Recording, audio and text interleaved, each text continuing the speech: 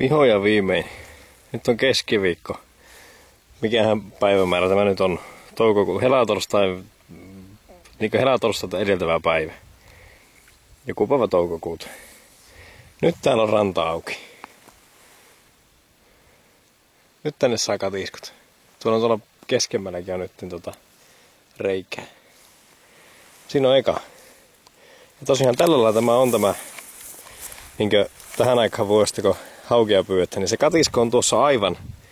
Siis niin en tiedä näkyykö se nyt kameralle. Se kuultaa tuolta tosiaan niinkö veen alta. Se on aivan tuossa niinkö rantamatalassa. Tähän ei tarvi venettä. Tähän ei tarvi mitään muuta. Siis tuo kepakko. Sillä niinkö nostetaan se. Kun tuossa tämä ranta on vähän tämmönen niinkö. Siis tämä aivan ranta on matala. Sitten se niinkö tipahtaa tuonne. Tuossa on tommonen niinkö, mitä tuo nyt olisi. 70-80 sentin puotus. Sen verran, että sen saa tuosta niinkö rantaroskasta ulos. Tuolla se on se katisko. Ja tässä on tosiaan, katsotaan tätä sullaa täällä rannassa.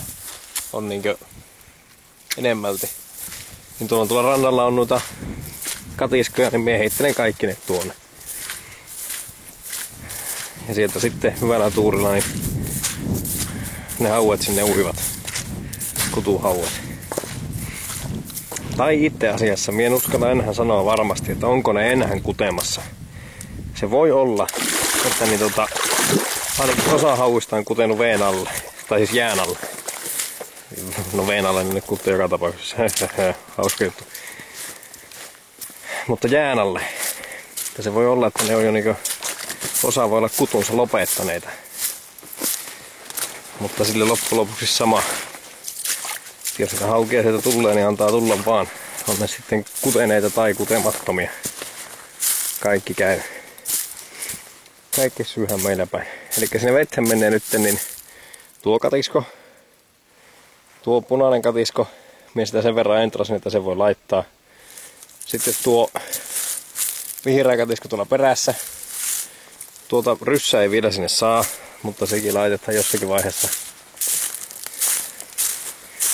Ja täällä on tämä pehmeä katisko. Mutta mitä tätä tohi laittaa, kun tämä ei ole minun.